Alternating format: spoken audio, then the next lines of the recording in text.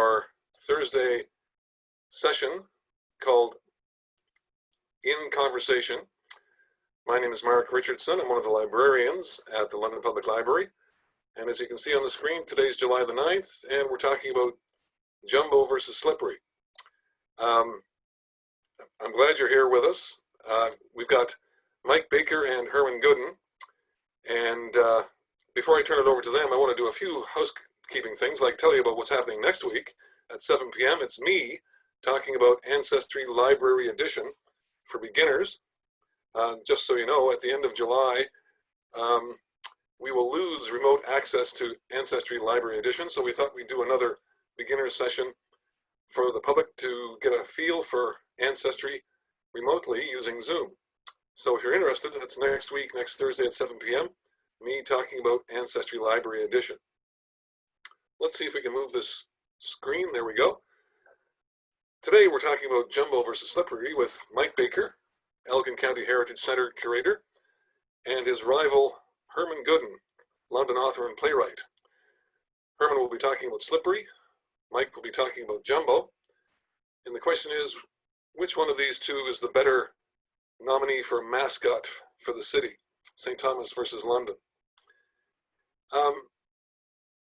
The format of our next 45 minutes will go something like this. We'll be having a chat about the life of each of these two superstar animals, followed by a look at their pop culture presence, and finishing up with the community connection. That's the rough format. Whether I'll have the control to make this happen or not, we'll soon find out. Let's turn it over to The Life of Slippery and Herman Gooden. Herman, welcome. Oops. Wait a minute, Herman. We're not hearing you. So let me see if we can change that. How's that? Good. All right. How's that working? That's fine. We're hearing you. Excellent. Okay, off to a good start. Greetings all. I'm here to tell you the story about Slippery the sea lion, often called a seal. Strictly speaking, a sea lion. There are some significant differences there that I don't want to go into. Came to London in 1958. We were opening up a new park. Not exactly a zoo, not exactly amusement park, kind of a mild-mannered approximation of the two. Total cost $150,000, which is kind of stunning to think of today. Anyway, they were new at this. It was a very London, Ontario kind of operation. It was all homegrown. And they kind of made stuff up as they went along. They brought these two sea lions in from California, had them scooped, it was thought just off the coast of Eureka in California, brought them here at some expense. And they got them here about 3 days before the park was due to open. All kinds of gala opening stuff planned. Not the greatest planning involved. They overfilled the pool, and dangerously overfilled the pool that the sea lions were kept in, and had neglected to seal up all the chain link fence surrounding the park generally. Slippery, being no fool, got out of the pool that very first night, went exploring, slipped between the gap in the fence, made it into the Thames River. And I've got his little thing. Where all does he go? Hits the Thames River, moves west down to Lake St. Clair, into the Detroit River, then into Lake Erie, and then south of Toledo, he turns into the Maumee River. I like to think this was his homing instinct. He was trying to get back to the West Coast and thought the slight westward tilt there might help him. Anyway, the Maumee peters away into nothing by the time it gets to about Indiana. Slippery figured out, okay, turned around, came back, and made his way back into Lake Erie, where 10 days after his escape, he was finally picked up in a boathouse in Sandusky. The amount of publicity that this thing spontaneously caused to suddenly be focused on Storybook Gardens was just phenomenal, and exactly what they needed for the opening of this park, which was a pretty risky venture, all things considered. So it worked out very well that way. He lived until 1967. outlasted many other co-tenants in that pool of his, was always the star performer at Storybook Gardens. Because that escape, he had the reputation. Everybody wanted to go see Slippery. So he really kind of put the trademark on the place, and was justly celebrated. When he came back, when they finally brought him back, all kinds of Coast Guards and rangers of various kinds were involved, police forces. It was just surreal.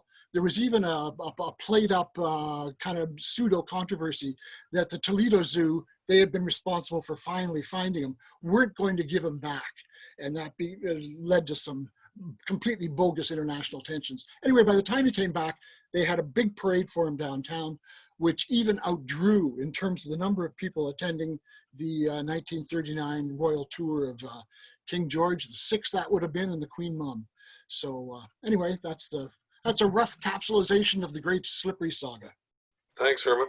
I think that means it's your turn, Mike. Thank you, and welcome everyone. We're now turning from a mascot who couldn't wait to escape his city and had to be brought back in a cage, to a mascot whose city actually killed him. Should have had some kind of disclaimer at the top of this program about animal cruelty or something.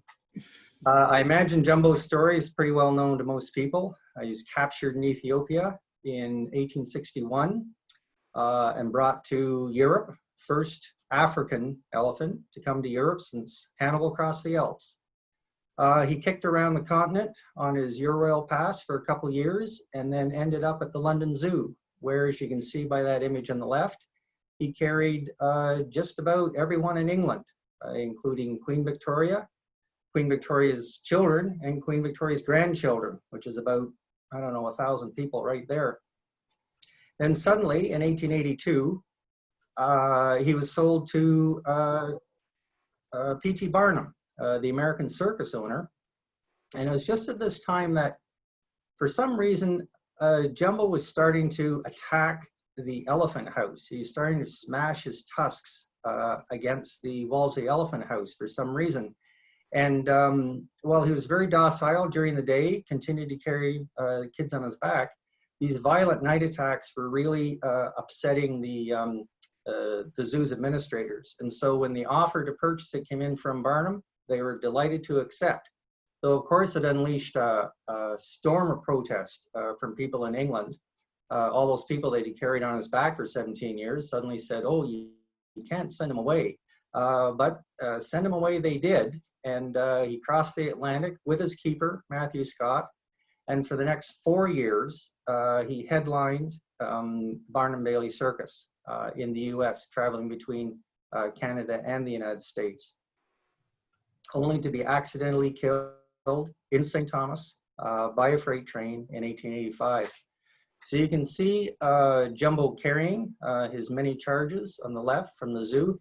That's actually a Barnum poster, and Barnum often portrayed Jumbo at the zoo in his posters for some reason. The view in the upper right is the arrival of Jumbo, Easter Sunday, 1882. He's being pulled and pushed up Broadway to the Madison Square Garden, where the circus will be opening for that year. And the bottom right is a poster from 1885 itself, with Jumbo in the center. He's still a star of the show, and that's the year he was killed. You're probably wondering why we would show a weekend magazine from 1973. Well, why is he on the Weekend magazine in 1973? It's 90 years after his death. There's no anniversary. But it should be noted that one of the high circulation magazines in Canada decided to put Jumbo on the cover. Must have thought it would sell. It must have thought he would sell. This was actually a reprint from an American Heritage magazine by a writer named James Haley. It's the first thing he wrote after he got out of high school, but he's written many books since. If you look closely at the fine print, I know you can't read it in the slide, but it says he carried 1.25 million English children on his back in those 17 years, which, if you think of him working maybe 300 days a year, 5 hours a day, he'd have to carry about 250 kids a day on his back, which may be one of the reasons why he was charging the walls of his elephant house at night. I don't know. But we don't want to make light of his condition, and we'll actually, in a little while, find out why he was actually doing that. Okay, slide. Now, I know some people are probably wondering right now and asking the question, I'm sure my opponent is, isn't St. Thomas the railway city? It's not the jumbo city. It's not the elephant city. Well, let's look closely at the current brand for the city, St. Thomas, the railway city. If you look at the O in the center, it's been turned into a stylized locomotive, the round thing with the flat line under it, supposedly a locomotive. You can compare it to the one below. The smoke that's coming out of the non-existent smokestack is taking the shape of an elephant's head, believe it or not. And that little dot in the center, that is his eye. So he actually looks kind of angry in that depiction. And I think it sort of reflects the Barnum version of the collision, which you see down on the left when he supposedly charges the locomotive, tosses Tom Thumb, the miniature elephant, out of the way, and it looks like he's going to do some serious damage to the locomotive. Not, unfortunately, what actually happened, which is the image on the right. But importantly, Jumbo is still thought of in the current representation of the city of St. Thomas. Slide. It actually took a while, though, for St. Thomas to realize their good fortune. And for the first few years, they actually tried to live down the association with Jumbo.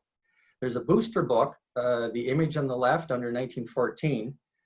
It was released that year with 2 pages on Jumbo, but it began with the line that says, "The newspaper in town still receives inquiries every little while from some part of the civilized world, asking for the date and story of the killing of Jumbo. It is the price that St. Thomas and its citizens have paid and continue to pay for the most widespread notoriety that ever came to a small community from so trivial a happening." So very slowly do they realize that it wasn't so trivial and that fate had actually handed them a winning hand. 1935 was the next opportunity for the city to connect with its Jumbo legacy. And here you can see he's getting a tiny role. His image is on the cover on the lower left. That's the program for an Old Home Week that was organized over the July 1st weekend. And he does get a couple of pages inside the program again. Same picture, unfortunately, dead on the bank of the railway. But now it's entitled Jumbo's Last Night Under the Big Top. It's not called The Killing of Jumbo. So there's been some improvement in the attitude to this whole association. There's also a little book, The Story of Jumbo. Here's one right here. Put out that year for the anniversary by a local promoter. It's illustrated, about 35 pages. We're still reprinting that today and selling it at the museum. In the book, it says that it's going to, that the location of the accident is going to be marked with a cairn. That doesn't happen actually, and it won't until 1977 when a full-size provincial historic plaque is put up. That is the group that attended the unveiling at the top. There are 2 people in there who are actually eyewitnesses to the event. They're still alive. Slide, Mark, please. And in 1985, one of those people, one of those eyewitnesses was still alive, the 103-year-old Ruby Copeman. Well, by 1975, 1985, they take full advantage of the Jumbo connection. They realize there's a world of interest in Jumbo, and they are crazy not to take advantage of it. The 100th was actually capitalized on by the mayor of the day, Doug Terry, and he'd been inspired by the oversized road attractions, figures that were elsewhere, like the Sudbury Nickel, the Wawa Goose, the Muskie and Kenora, the Moose and Dryden. And he thought, well, we've already got something that's giant. Let's make it a little bigger than reality and stick a couple of tusks on it, which of course he never had. The artist that created it was Winston Brunham from New Brunswick, who would go on to make the largest lobster in the world at Shediac and a giant potato. But the 1985 5-day extravaganza had everything. There were coins produced. There were little models of Jumbo. There were even hats like this one. Safari hats were sold so you could look like Indiana Jones. And they even had a miniature circus convention. So they'd finally come to terms with their association. Now that was 35 years ago. What about today? We've already seen the new brand. Let's listen to former Mayor Steve Peters to explain how popular Jumbo is today. Summer of 1985, Jumbo arrived in St. Thomas in 2 pieces and was placed at the west end of St. Thomas, where he still welcomes people to the city today. One of the questions that a lot of people ask when they come to St. Thomas is, why does Jumbo's rear end welcome me to the city? And there is a reason, and that is in the Indian custom that in order for an elephant to bring you good luck, the elephant should face the east. So Jumbo is facing the east in recognition of that, trying to bring good luck. It is amazing the number of people that have come to St. Thomas to have their photograph taken with them. I have seen wedding photos, family reunion photos. Children, adults, everyone is just so thrilled to come and see that monument and have their photograph taken with them. He's really become a Jumbo tourist draw for the city.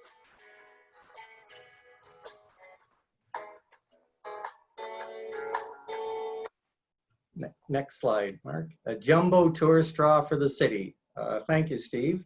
And I think, is that not the essence of a good mascot? Something that can draw attention to your community. Now, I don't want to be a bother, Herman, but we pointed out Jumbo in the logo for St. Thomas, the railway city.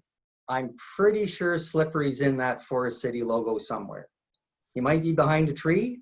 I don't know. I'll let Herman explain. Over to you. Well, we don't have as many trinkets and little booklets and logos, of course. No, who's denying that? We do have a perfectly brilliant play. I wrote that, so I probably shouldn't talk about it. But if you want to read it as well, it's available in this wonderful collection at better bookshops everywhere called Speakable Acts. Slippery was also the subject of, I think, arguably, the late Chris Doty's finest documentary. It's a splendid portrait of the kind of folksy approach London had to the whole Slippery story. It kind of unfolds, and it's a really delightful tale in its own way. I think it's one of his, as I say, one of his best shots. Also, in his day, we don't have the documentation, we can't run the clip, but Slippery the Sea Lion appeared on Front Page Challenge and may have been the only occasion when Gordon Sinclair did not ask a guest what their annual income was. I would put that up against anything else you got in the popular culture department. There's this famous movie you've got, right? Jumbo, starring Doris Day. Does the name St. Thomas appear once from one end of the film to the other? I doubt that very much. So there's a lot of, in essence, Jumbo is to St. Thomas, or let's say St. Thomas is to Jumbo what Dallas is to John F. Kennedy. It's the end of the line, that's it. But if you wanted to actually find out something about the guy, you know, you go anywhere but Dallas. I had the same feeling about Jumbo and St. Thomas. Other manifestations, of course, Ting did a lot of stuff.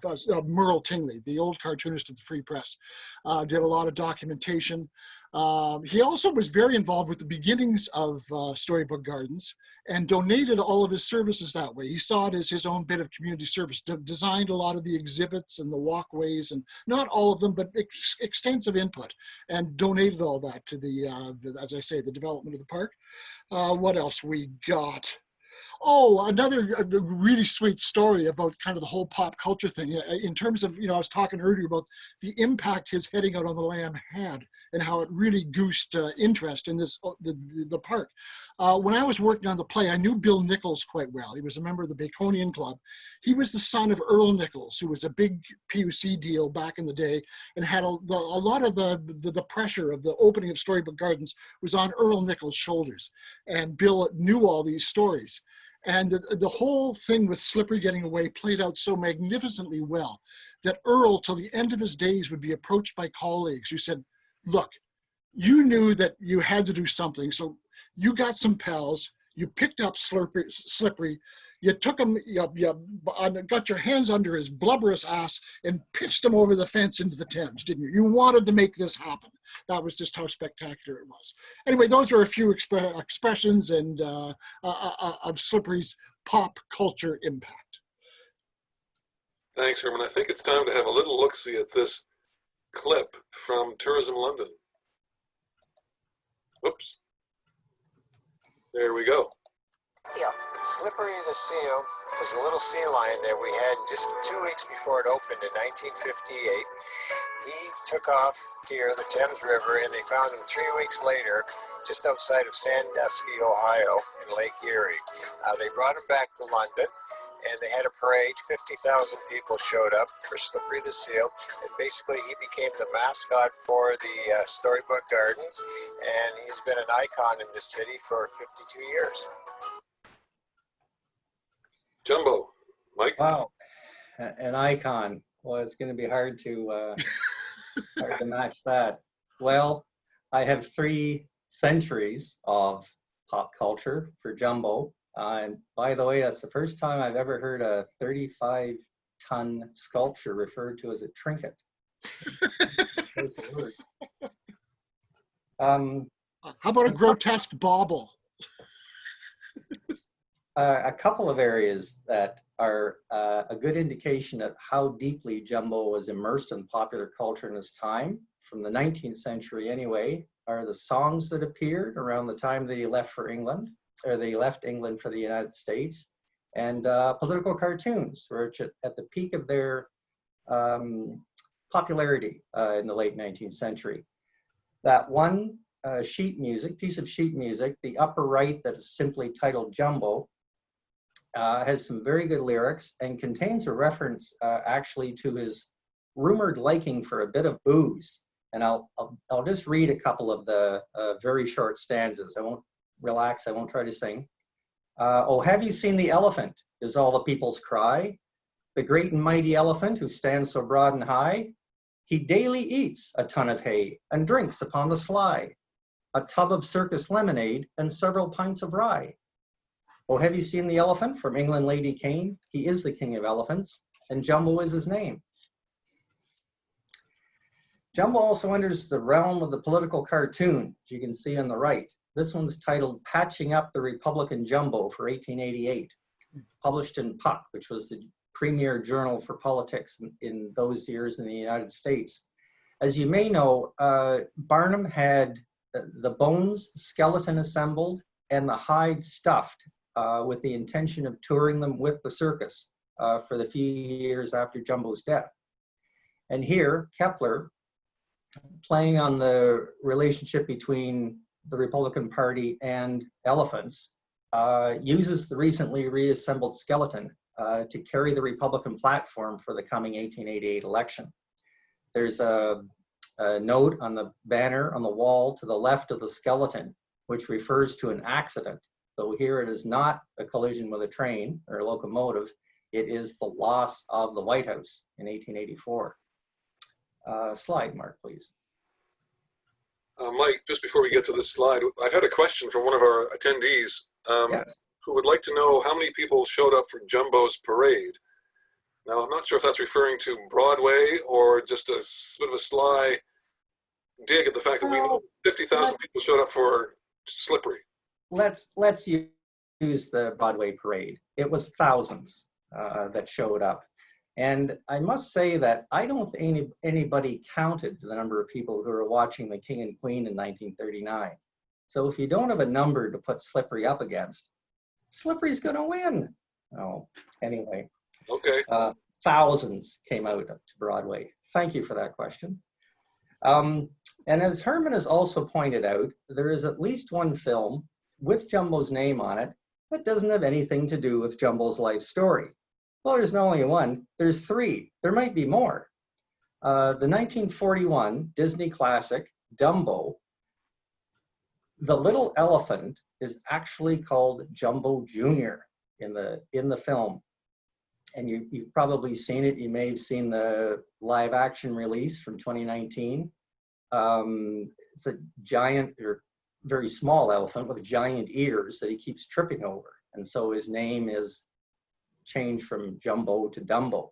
But in the end, some wisecracking crows teach him how to fly, and he saves the day.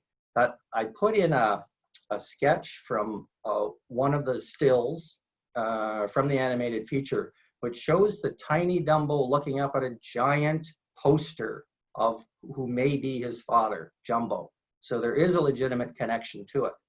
And I should also point out that it was very popular. It made about $1 million for Disney in 1941 when they were very deep in debt.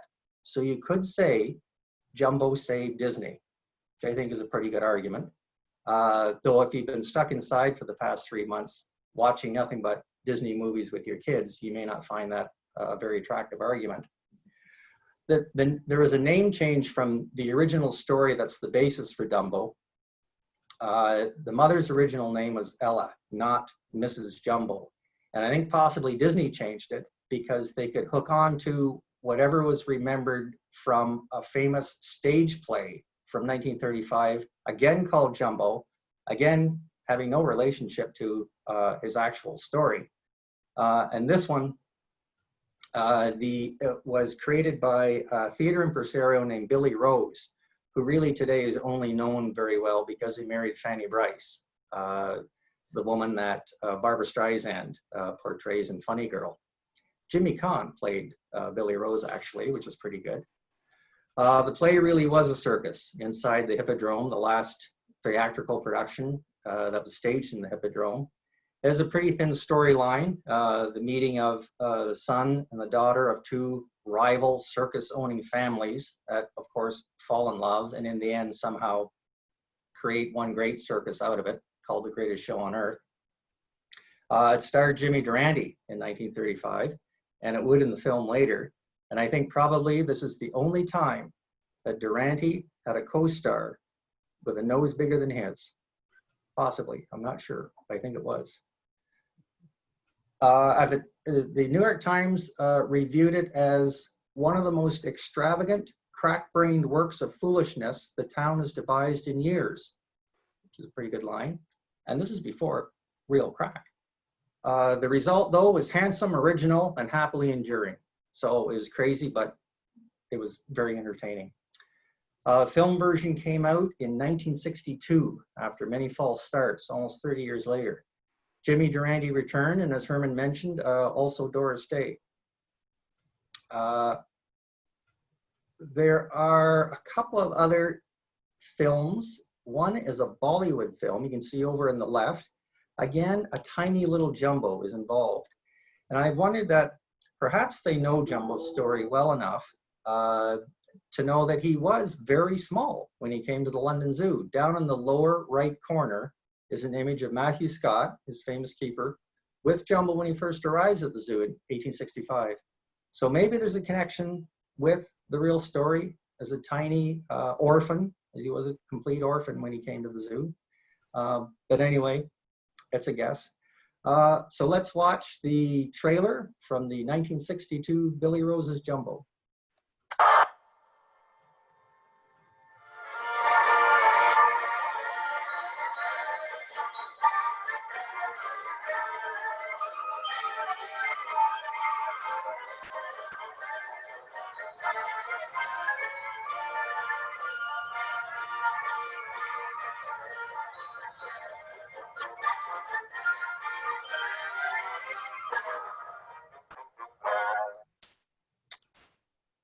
Thanks, Mike. Carry on. Thank you. I'll just quickly go over a few books that have appeared related to Jumbo. It's always been a great children's story. The 1978 book by Florence McLaughlin Burns is for kids, as is Incredible Jumbo, written by Barbara Smucker in 1990. Our own book from 35. There have been more academic works. The 2008 book is by Paul Chambers, a former paleontologist from Great Britain. Very detailed tracing of the life of Jumbo and a good immersion into the world that he existed in during the years that he was quite famous, about 1881 to 1885. The John Sutherland book from 2014 also an academic, but he enmeshes his own life with jumbos in some interesting ways, and also has an idea about a conspiracy theory. Supposedly, everybody knew the end was near for Jumbo, and that Scott actually took him out on the tracks intentionally. So, kind of strange. Just last year, there was a play on Jumbo. If you look at the image, the poster at the upper right, Blythe Festival commissioned a play by Sean Dixon, which featured a life-size animated Jumbo who, though he was mute, listened to everybody's stories. So he sort of heard everybody's stories through Jumbo. And he also recreated the collision in a very dramatic way. In the center, Emma Donohue's collection of short stories, Astray, features one with Jumbo and Matthew Scott on the eve of their departure for the States. And now here is famed novelist and Academy Award nominee Emma Donohue to tell us what she thinks about Jumbo. Hi, I'm Emma Donohue, and even though I've been a resident of London, Ontario since 1998, I have to back St. Thomas in this case. St. Thomas's mascot, Jumbo the elephant, an extraordinary figure who cannot be matched by Sydney. I wrote a short story about Jumbo in a collection of mine called Astray, which is all about emigrants, because he's a very famous emigrant. He was a pop culture phenomenon in the 1880s, roughly equivalent to the Beatles in the 60s. He was the subject of so many jokes, cartoons, songs, journalistic profiles. They sold Jumbo earrings, ice cream, cigars. He was an absolute cult figure. And the reason is that he was a hero. He famously refused to leave the Royal Zoological Gardens, where he'd been a very popular animal, and be sold off to Barnum's Circus in America. He wouldn't get in that crate. And somehow this mute active animal resistance captured people's imagination. And they started, I think, for the first time to really think about what it might be like in the head of an elephant, what was going on in there. So I think you can trace a sort of line from the fascination with Jumbo in 1882 right through to the animal rights movement and to growing concern about what it might be like to be an animal being experimented on in labs. So I think he achieved so much more than anyone could have known at the time. One thing I love about Jumbo's story is that it is a love story, because yes, there was all this tension about whether you could ship him off to America, but also he was clearly very, very bonded with his keeper, Matthew Scott, who in the end, Jumbo would only get in that crate to get on the ship when Matthew Scott went with him. And their story, after all this conflict, they then toured very successfully with Barnum's Circuses for 4 years. But then Jumbo's story also has a tragic ending, which makes it an even better story, because he was at his prime crossing a railway line in St. Thomas when an unscheduled freight train killed him. So in every way, Jumbo's is a poignant story. He was even exploited after his death because Barnum stuffed his hide and toured his hide and his skeleton simultaneously. So he's this extraordinary, heroic, tragic figure in animal-human relations, and I back Jumbo all the way. Thank you. That's pretty hard to beat, Herman, but it's your turn next to talk about Slippery and his connection to the community. The Beatles. Right. What we're talking about here are the mascot. A mascot, the whole idea is that they are supposed to represent or embody something specific about a place or an institution. And I'm saying all you've got is death. Yes, you've promoted the heck out of Jumbo. We concede this. We don't deny this for a second. And so there you've got that. But in terms of living a full life within a community, Slippery's got you beat hands down. And there's also kind of a heroic arc to Slippery's story, which is to say he clearly did not want to be here. He moved heaven and earth to get out of here. But in the end, he was brought back here. And in a wonderful kind of expression of reconciliation to his fate, he made the best of a bad deal. He had colleagues who, like your poor old Jumbo, would eat pennies that the people chucked down into the pool. And they would die a miserable death. And it got to the point where one of them, I believe it was lonesome, by the end, whenever he moved, You could hear the coinage shifting about in his guts. Well, Slippery didn't go that way. He knew better than to do that. He put on the best show there. He drew crowds, and in his own way, what Slippery accomplished in London, and I'm not denying we don't have the promo and all these movies that have nothing to do with them, but we do have one movie that has a lot to do with them and one play that has a lot to do with them. But the other thing he did was he raised conscience about ecology, about the whole ethics of zookeeping and kind of interspecies sensitivities and all that sort of thing. I remember when we were working on the play, the cast, bless their hearts, got quite worked up by the script. And we were kind of working in conjunction with Storybook Gardens at that time. And they went down and sort of chewed a strip off them as these mean and nasty bastards who had exploited this poor innocent beast. It went a little too far. In fact, we had to sort of tell them to cool it. We're working with these people here. They're helping us out. But in his own way, he did that. And so I want to mention Merle Tingley again, because he had so much to do with, with his cartoons and the little booklets and the coloring book and all that stuff of representing how London's, saw Slippery. And he did in much the same way he did it for the river itself.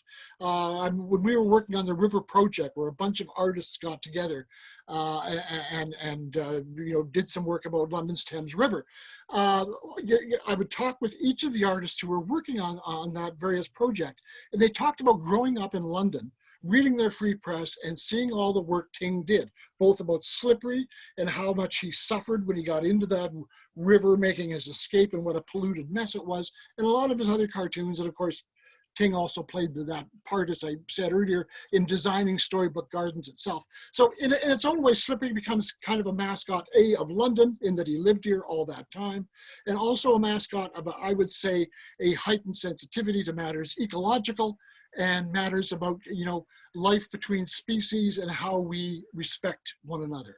And I think that's my case. Thank you. Okay, and on that note, let's have a little clip from your wonderful play. This is from the very end, you talking about the impact of Slippery on consciousness.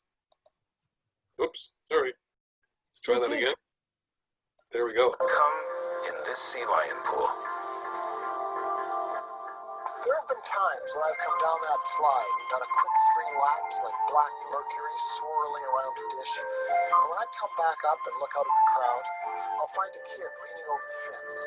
There's a look of animal rapture on his face. And that look tells me that he could never do what I just did, but he can imagine himself doing it the very same way. And in those moments, I've felt a very intimate communication. Each of us has learned something about what it's like to be inside the other one's skin. And that's something important that can happen. Very good. Now, Jumbo, Mike. Well, I'm glad that Herman has raised the ecology argument, the ecology question, and it is actually the investigation of Jumbo's life that 2 of the great popular scientists of our time use to explore what we've learned about elephants since the time of Jumbo. In May of 2017, both of these scientists arrived at our museum. The first was David Suzuki, below in the blue shirt. 10 days later, we had Sir David Attenborough, also arrived in a blue shirt. And ostensibly, they had come to find out the truth about Jumbo's death, how he really died.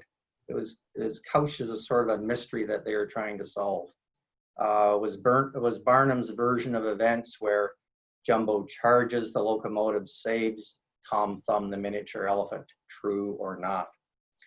And to help them solve that mystery, they are either to get help from an intrepid museum curator, me, in a blue shirt, also in a blue shirt, or the biggest Jumbo collector in town, Steve Peters. It depended on what version of the script that they were using. Fortunately, there were real experts in the film as well, and they are down in the lower right. Professor John Hutchison, Dr. Holly Miller, Dr. Richard Thomas, all scientists from the United Kingdom, and they did the real detective work. They examined the bones that you can see above and behind David Attenborough. They examined his teeth. Those are actually his teeth in the center of that skull. And their conclusion was that Jumbo, for a long time, had a really bad toothache. You could almost call it a teethache. His early teeth, which should have been ground down by eating the right foods, had actually stayed put, while new teeth were coming in behind them, creating excruciating pain. He basically ate too many sticky buns from kids at the London Zoo for 17 years, was their conclusion. So he was in constant pain, and the stories about Scott dosing him with alcohol actually are probably quite true, that he was trying to numb the poor animal's pain.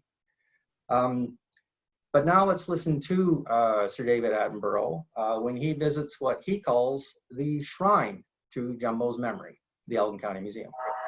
So, the exact details of Jumbo's death are still rather puzzling. While the rest of the world may have forgotten Jumbo's story, in the town where he died, it's a proud part of their history.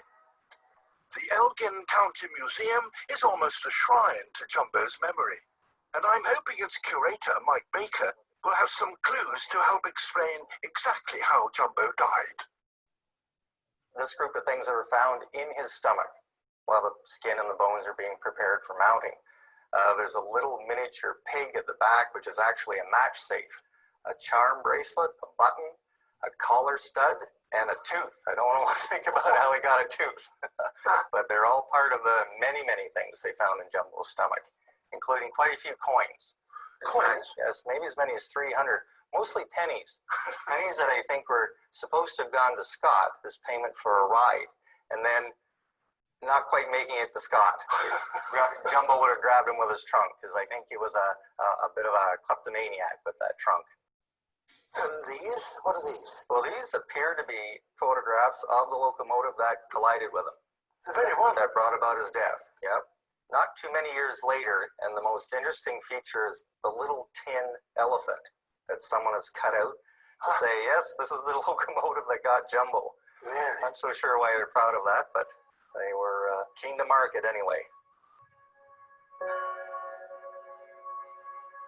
Among all this memorabilia is a photograph taken just after Jumbo's death.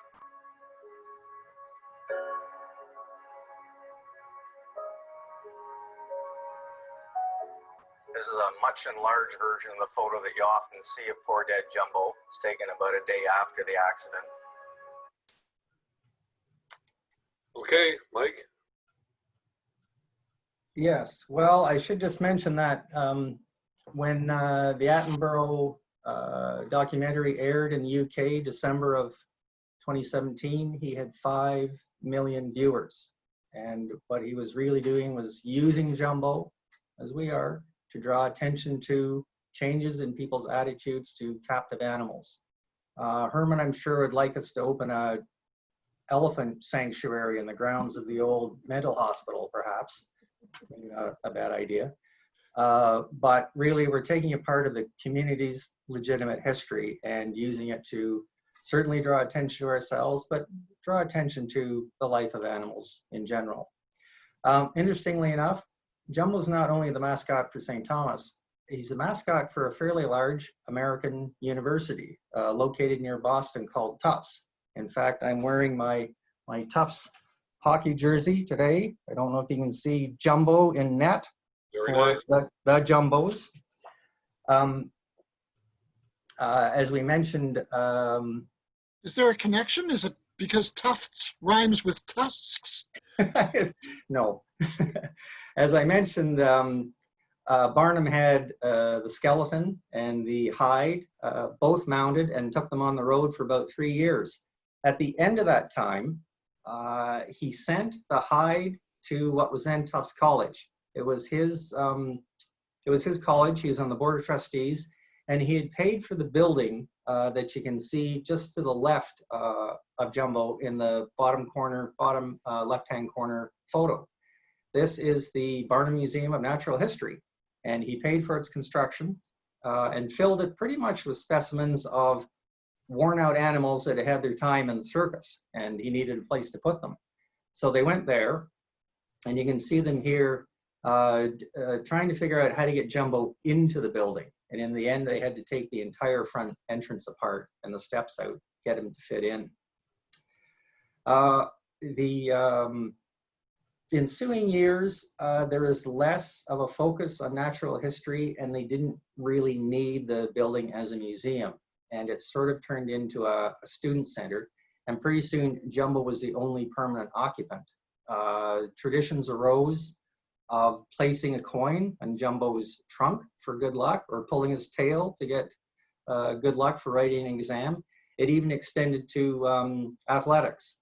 Jumbo became a mascot for the teams, and eventually was a fully fledged mascot for the campus.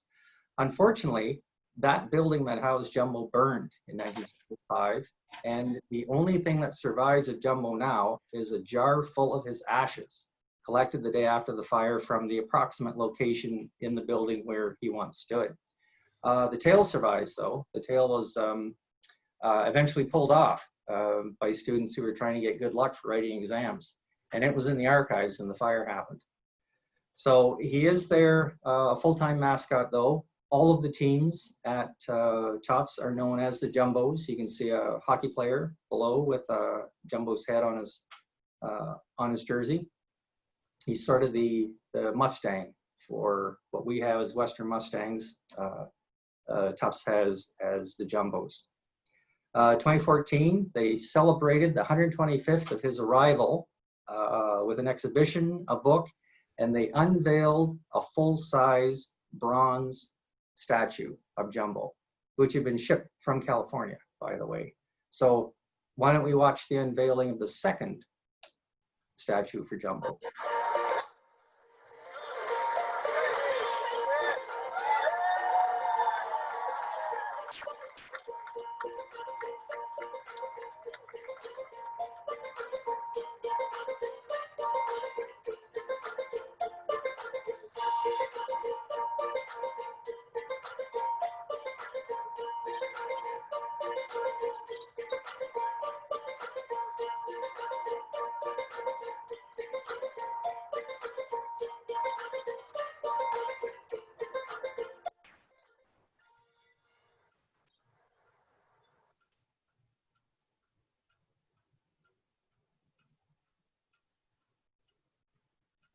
That's impressive, Mike. It's going to be kind of a tough act to follow, Herman. Time for a summing up. Summing up. Slippery? Well, he was one of us. That's all. I know I'm reiterating, but he did live among us. He played out his life here. Londoners got to know him in a very personal way. I know we haven't promoted the poop out of him, but to the extent that a mascot is supposed to be part of a community that represents the community, I think Slippery's got him whooped. If you're talking about worldwide impact and notoriety, Jumbo clearly takes the palm d'or. What can I say? Okay, thanks, Mike. And Mike, it's your turn for summing up of Jumbo.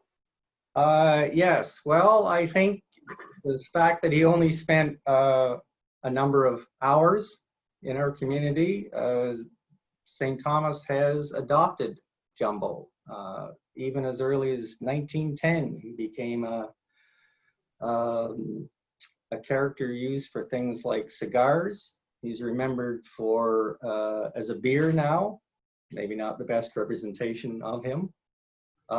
Even our most famous NHL player, the great Joe Thornton, is named Jumbo Joe.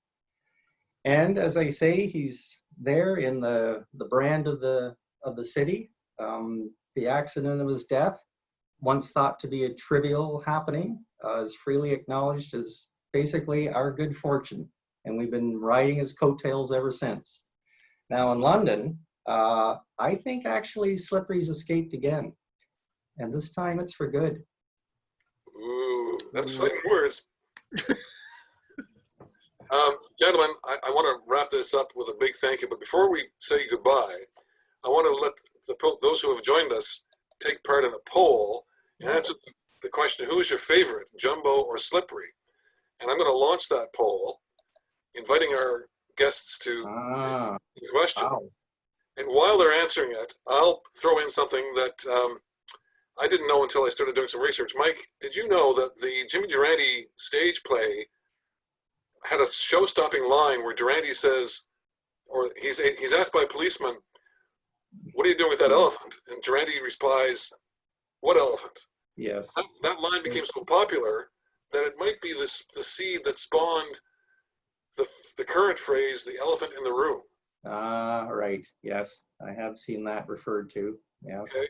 I was tempted to use that line, but it's getting around.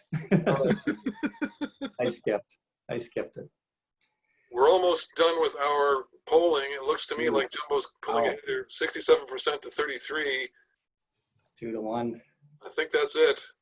All right. Yay. Thanks, Herman. Thanks, That's Mike. right.